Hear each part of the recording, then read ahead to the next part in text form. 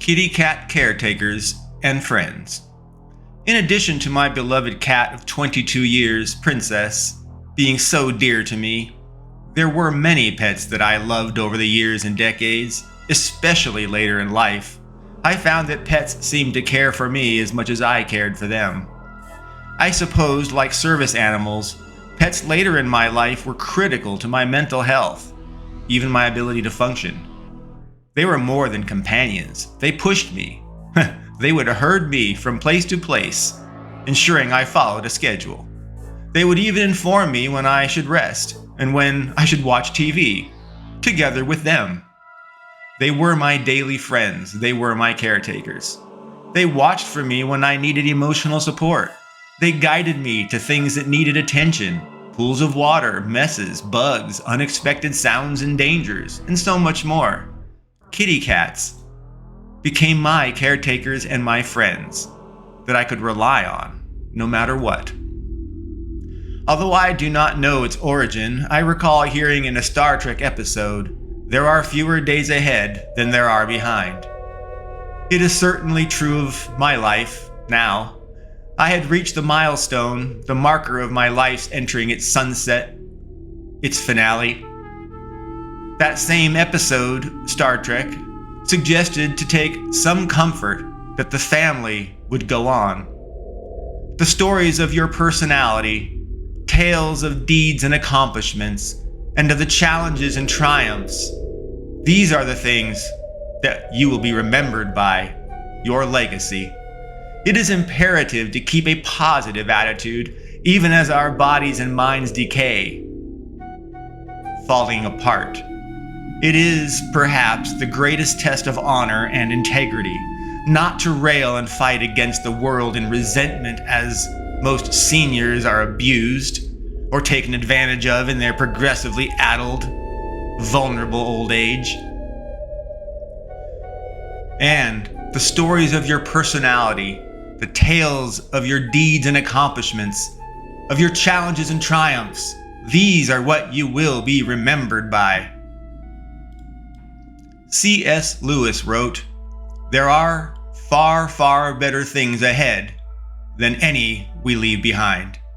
Well, to make that true, it is critical to make every day better than the previous day. And so, each day must start with the belief that it will be good and offer opportunities to be better, even if they require effort to realize them. Or even if you must put yourself in the path of those opportunities.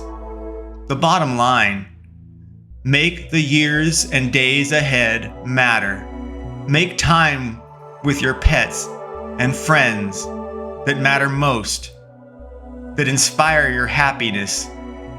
They are the ones that truly count. For years, when Catherine and I had lived in Canada, working for Electronic Arts, we would sit together and watch TV shows in the evening after I returned from work and we had had dinner. Sunico, a black and white svelte cat, would come and sit on a pillow I laid out next to me for her to sit on as we watched television, and I would pet her, and we watched and I pet. One day, Sunico was laying lethargically in the hallway. She never did that. It was not like her at all. We took her to the veterinarian and they ran tests, and they kept her overnight for observation. But Sunico died in the vet's care. We were not there for her. We love Sunico. She is now ashes in a little urn that we keep with us in memory of her being such a special and wonderful cat and friend. Desdemona, or Desi, was a sister to Dulcinea, another cat of ours. We adopted Dulcinea and Desdemona at the same time, as they shared the same mother, though it was unlikely that they shared the same father given their very different appearances and personalities. Desdemona was a black and white kitty. Her meow was a minor chord that pierced like a baby's cry. We joked at times that she had a TV show Fran Drescher, slightly annoying voice. But despite her agitating meow, she was a wonderful kitty. Desi was loving and caring. She always sought to be with Catherine. She was her cat. But, not quite 14 years old, Desi began to lose weight, and food and occasional feces appeared dried in her tail and paws, and eventually even in her whiskers and on her face. Her weight fell to under 5 pounds, her ribs and backbone protruded from her meatless flesh, clinging to them. It was horrible. Desi's mind seemed mostly there. You could see how she implored us for help, but her body was failing and she was suffering. We had to finally take her to the vet in hopes of a miracle cure. Though we knew in our hearts the outcome, Desi was euthanized that morning in Catherine's arms as her eyes faded, gone. Tears flowed from both Catherine and I weeks afterwards, the other cats stressed and unsure of what happened. I wonder if we will all be sad forever. Dulcinea, or Dulcie, was our sweet black dandelion cat. Dulcinea is one of the most loving cats that I have ever known for people. She is very jealous of any other cat stealing her human, and so she had been very aggressive, territorial at times. She is Desdemona's sister, again of the same litter, likely different father. But Dulcie was the runt of the litter, and yet she has grown into the strongest stalwart of cats. She is a little thick, and she's tough. But as Dulcie has aged, she actually also mellowed out. She rarely hisses anymore, and she rarely fights back. She withdraws and waits for the opportunity to rejoin time with her human. Dulcie's main human is Catherine. Daenerys is a thick, furred black cat with intense, expressive eyes. She communicates her wants, needs, and expectations very clearly. She was an abandoned cat as a kitten and was adopted by the Washington State penal system as a rehabilitation tool for hardcore inmates. Daenerys was fed by prisoners with an eyedropper. They cared for her until she was old enough to be adopted, and Catherine found Daenerys through research. We rescued Daenerys. The inmates had named her Dragon, after the children's movie of the same name, whose dragon was also all black, like Daenerys.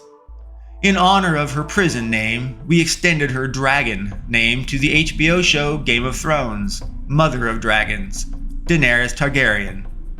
But for our kitty, she would simply be Daenerys. Daenerys became my caretaker after my health descended and I was significantly impaired. She would sit with me on a nearby stool or chair or bed. She would lay with me in bed. She would watch TV with me. She would sit next to me when I was at a computer, and she would keep me on my schedules. Yes, like I said, she would herd me to follow a normal routine. I was her human. Daenerys was and is an awesome, phenomenal kitty cat. Dagny is a short-haired, all-white kitty cat, but with a medicine cap, 2 gray streaks on her forehead. She has numerous cute expressions and mannerisms, making her irresistible to virtually anyone that she encounters. And she is incredibly warm and loving. She wants more than anything to just sit in your lap, at least across a leg or a foot. Dagny is a lap kitty, if ever there was one. She is unfortunately also a scaredy cat. She is easily alarmed and flees. It makes it hard to protect her from strangers that arrive because she hides in inaccessible locations like far back below the bed or finds holes under bedboards or even up mattresses. She climbs atop them in apparent terror. It is scary for Dagny, and it's trouble for everyone else. And Dagny has a propensity to scratch vertical chalkboard surfaces late at night when she is bored or wants something from us, regardless of our sleeping at the time.